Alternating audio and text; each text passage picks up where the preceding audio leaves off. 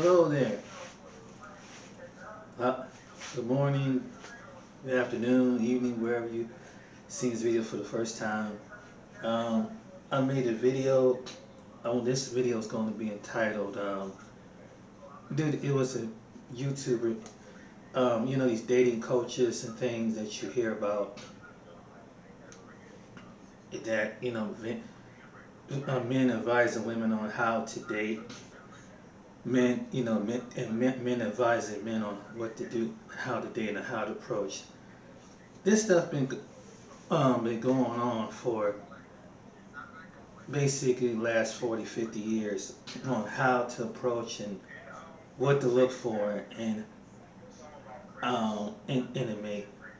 I think for most people to find a perfect mate is that first of all, you spiritually got to be right. You spiritually got to be matured. You spiritually have to look at things realistically. You spiritually have to really um, be committed, ready to be committed. And I think that's for people who get married.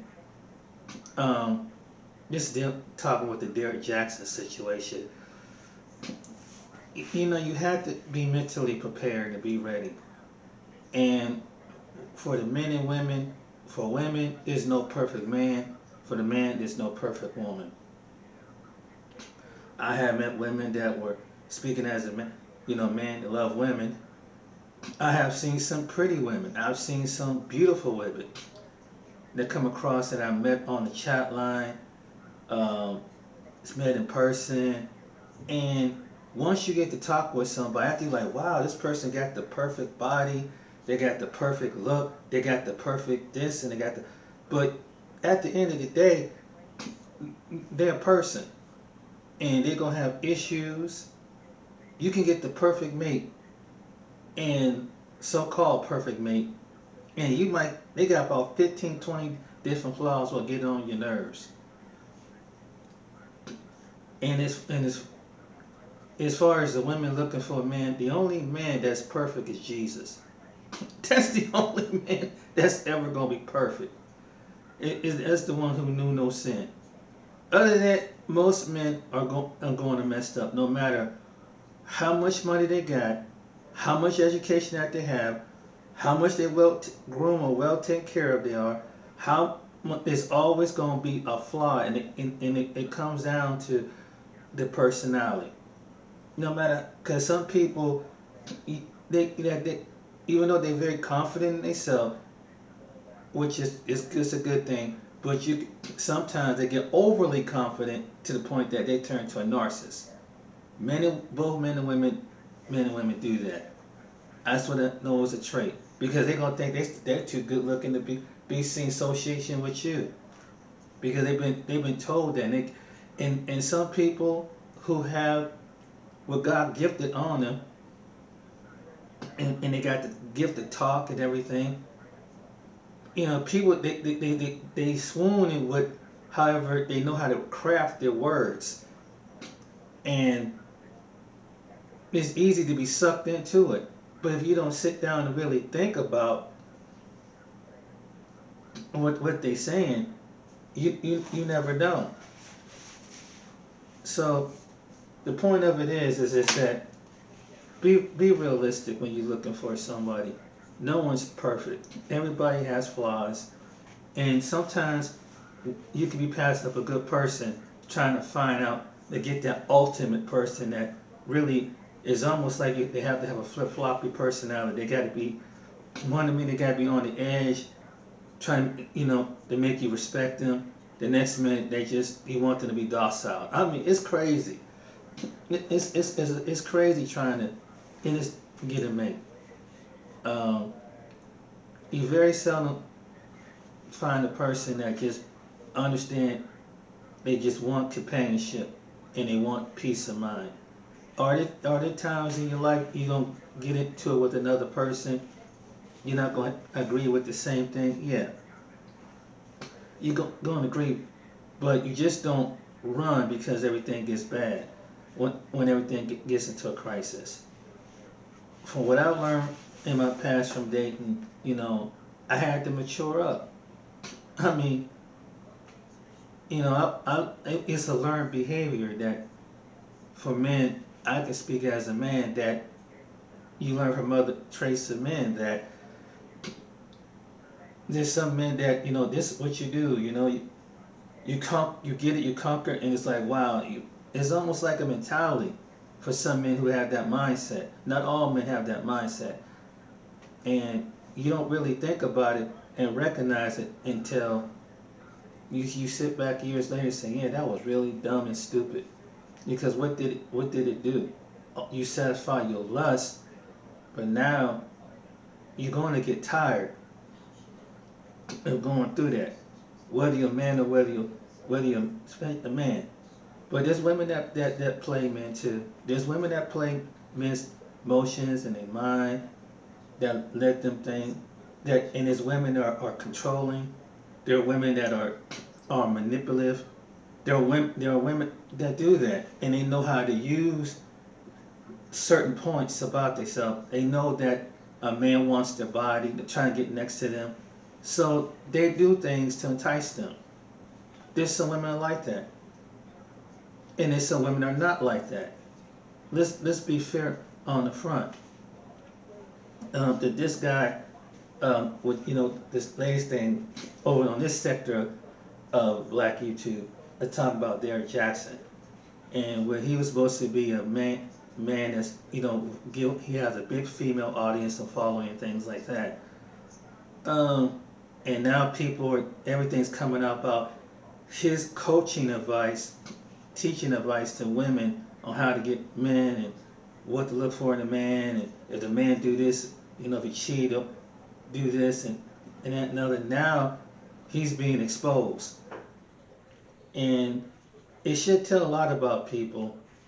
Basically, if you're looking for somebody, ask God to send you a person if, that will have the wisdom, the fortitude on what relationships about. That's what it is.